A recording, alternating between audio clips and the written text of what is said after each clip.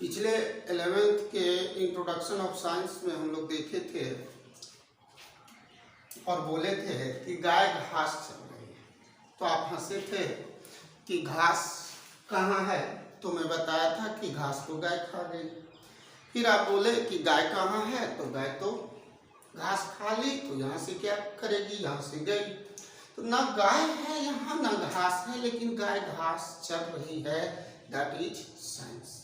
फिर हम बोले थे आपको कि जब हम जन्म लेते हैं तो हमें कुछ भी नहीं मालूम होता है। एग्जाम्पल लिए थे कि बच्चे के हाथ में ये पेन चले जाए, तो बच्चा पूछा था कि ये क्या है, तो डैडी बोले थे पेन है। क्या करते हैं, लिखते हैं, लिख कर क्या करते हैं, डॉक्टर बनते हैं, सो ऑन। मतलब बच्चा इसके बारे में कुछ भी नहीं जानता था। उसको जानने के लिए जो एक क्रमबद्ध ज्ञान हासिल किया कि क्या है, पेन है, पेन से क्या करते हैं, लिखते हैं, तो ये सिस्टमैटिक स्टडी को ही हम लोग क्या कहते हैं, साइंस कहते हैं। तो साइंस का पहला परिभाषा आप क्या कहोगे, the systematic study of unknown things, अज्ञात वस्तुओं के बारे में क्रमबद्ध ज्ञान को क्या कहते हैं, विज्ञान कहते हैं। क्योंकि जब हम लोग जन्म लेते हैं तो कुछ भी नहीं जानते हैं, वो सारा जानकारी यहीं पर हासिल करते हैं, इसलिए हम लोग कहते हैं कि the source of all the knowledge is called science. तो यदि आपसे कोई पूछे कि व्हाट इज साइंस, तो आप एक लाइन में जवाब दोगे, the source of all the knowledge is called science. सभी ज्ञान के भंडार को विज्ञान कहते हैं।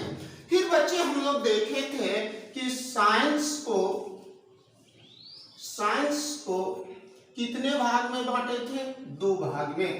एक का नाम था सोशल साइंस, मतलब सामाजिक विज्ञान। कौन सा विज्ञान, सामाजिक विज्ञान।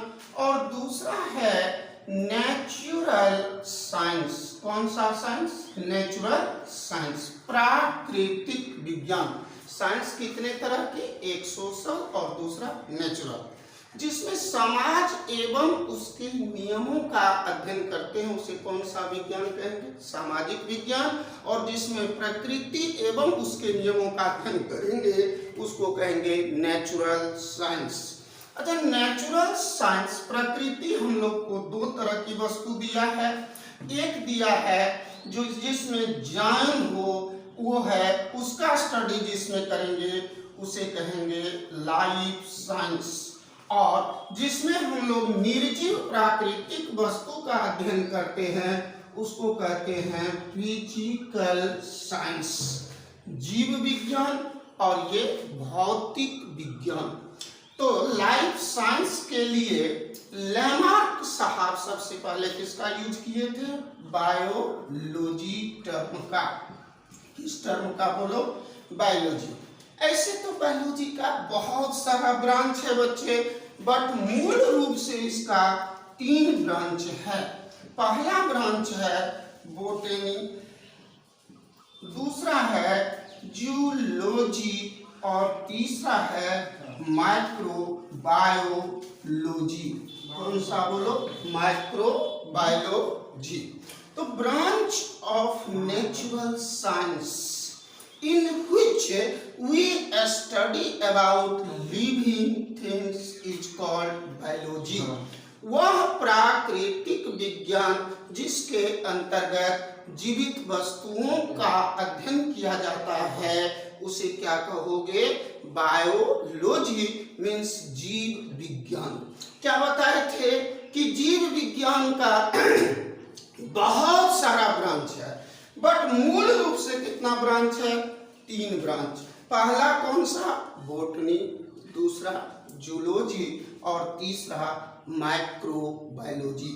जिसमें पेड़ पौधे, लता, झाड़ी, ये सब का स्टडी करते हो उसको कहेंगे वनस्पति विज्ञान, मतलब बोटनी। जिसमें एनिमल का स्टडी करते हो उसका स्टडी जिसमें करेंगे उसको क्या कहेंगे, जूलॉजी। और जिसमें माइक्रोस्कोपिक ऑर्गेनिक जो माइक्रोस्कोप से दिखाई दे उसका स्टडी करते हैं, उसे कहेंगे माइक्रोबायोलॉजी। क्या कहेंगे? माइक्रोबायोलॉजी, सूक्ष्म जीव विज्ञान। तो बायोलॉजी का कितना ब्रांच है? 3 ब्रांच। पहला है बॉटनी, दूसरा जूलॉजी और तीसरा माइक्रोबायोलॉजी।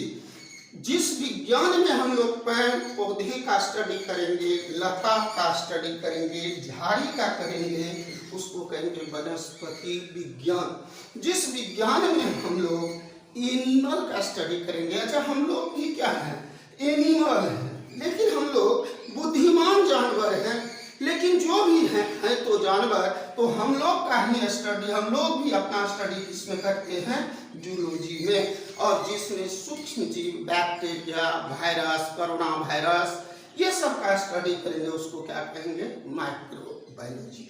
अच्छा, बायोलॉजी के फादर हैं अरस्तु, बॉटनी के फादर हैं थियोफ्रेस्टस, जूलॉजी के फादर हैं अरस्तु और एरिस्टोटल, और माइक्रोबायोलॉजी के फादर हैं लुवेनहुक। ये सब का हमें जरूरी नहीं है। इसमें हम लोग फिजिकल साइंस की बात करें तो the natural science in which we study about non living natural things is called physical science. वह प्राकृतिक विज्ञान जिसके अंतर्गत निर्जीव प्राकृतिक वस्तुओं का अध्ययन किया जाता है, उसे कौन सा साइंस कहेंगे? Physical science. निर्जीव प्राकृतिक वस्तुओं का अध्ययन जिस विज्ञान में करेंगे, जिस प्राकृतिक विज्ञान में करेंगे, उसको कहेंगे फिजिकल साइंस। वह प्राकृतिक विज्ञान जिसमें निर्जीव प्राकृतिक वस्तुओं का अध्ययन किया जाता है। इसी के अंतर्गत आता है केमिस्ट्री, इसी के अंतर्गत आता है फिजिक्स, इसी के अंतर्गत आएगा सभी इंजीनियरिंग का ब्रांच, कॉस्मोलॉजी और ये सब कुछ। अब बच्चे इन सारी चीजों की जानकारी लेंगे हम लोग किसमें? फिजिकल साइंस में। अच्छा बच्चे, कई लोगों के दिमाग में चल रहा होगा कि इसमें हिंदी कहाँ है, इसमें इंग्लिश क्या कहाँ है, इसमें मैथमेटिक्स कहाँ है। बच्चे ये सब भाषा है, ये सब कोई सब्जेक्ट नहीं है। जैसे मैथमेटिक्स की यदि बात किया जाए तो mathematics is the language of science. ये जो साइंस है इसी का क्या है? भाषा है। ऐसे आप ये कह सकते हो कि the backbone of science is called mathematics. Is called क्या बोलो? मैथमेटिक्स। विज्ञान के हड्डी को क्या कहोगे? मैथमेटिक्स कहते हैं। जैसे मेरे शरीर को यदि आप मान लो कि मेरा पूरा शरीर साइंस है, तो मेरे शरीर में जो हड्डी है वो क्या है? मैथमेटिक्स। तो यदि मेरे शरीर से हड्डी निकाल लो तो मेरा शरीर कोई काम का रहेगा नहीं ना। तो ठीक उसी तरह मैथ बिल्कुल वही है जो शरीर में आपका हड्डी का काम करता है, वही काम मैथ किसके लिए करता है? साइंस के लिए। चलिए यहाँ हम बात करेंगे थोड़ा सा केमिस्ट्री का, फिर हम अपने सब्जेक्ट फिजिक्स पर आएंगे। लेकिन बच्चों आप लोग चैनल को सब्सक्राइब कर लो, लाइक कर लो और ज़्यादा से ज़्यादा लोगों के बीच पहुंचा दो, ताकि ज़्यादा जल्दी से जल्दी हम आपके लिए लाइव आ सके। चलिए काम की बात करते हैं और अब हम शुरू करने जा रहे हैं केमिस्ट्री की बात करेंगे। ऐसे आपको केमिस्ट्री के टीचर बताए होंगे the natural science in which we study about composition and structure of matter is called chemistry। वह प्राकृतिक विज्ञान जिसमें पदार्थ की बनावट एवं संरचना का अध्ययन किया जाता है, उसे रसायन शास्त्र कहते हैं। लेकिन मैं थोड़ा अलग बोलने वाला हूँ, जरा ध्यान दीजिएगा। मेरा कहना होगा the science in which we study about dancing of electron is called chemistry. अब आप सोच रहे होंगे कि वो कौन सा विज्ञान हो गया भाई जिसमें इलेक्ट्रॉन की नाच का अध्ययन करेंगे। अरे यार, नाच मतलब क्या, उधर के यहाँ उधर के यहाँ, यही ना होता है।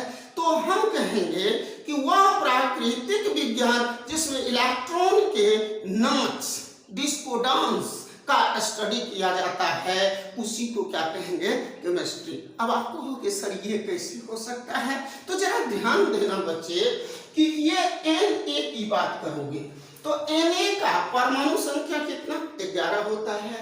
तो इसका इलेक्ट्रॉनिक कॉन्फ़िगरेशन जरा बताओगे, 1s2 2s2 2p6 3s1। अब बताओ बच्चे कि इसके बाह्यतम कक्षा में कितना इलेक्ट्रॉन, 1 इलेक्ट्रॉन। यदि ये 1 इलेक्ट्रॉन दे दे तो किसके जैसा स्ट्रक्चर हो जाएगा, नियॉन के जैसा। तो इसका टेंडेंसी क्या होगा कि हम 1 इलेक्ट्रॉन दें, अपने से निकाल लें। चलिए यदि इसको 1 इलेक्ट्रॉन हम निकाल लेते हैं तो ये हो जाएगा Na+। क्या बनता है, Na+। अच्छा, क्लोरीन का तो नाम सुने होंगे। क्लोरीन कितना होता है, 17। ये कितना था, 11। अच्छा 17। अब जरा कॉन्फ़िगरेशन देखते हैं, 1s2 2s2 2p6 3s2 3p5।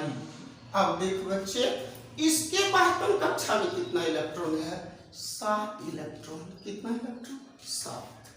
अब ये अपने ऑक्टेट पूरा करने के लिए या तो 1 इलेक्ट्रॉन ले ले, और यदि 1 इलेक्ट्रॉन ले लेगा तो ये आर्गन की तरह स्ट्रक्चर बना लेगा।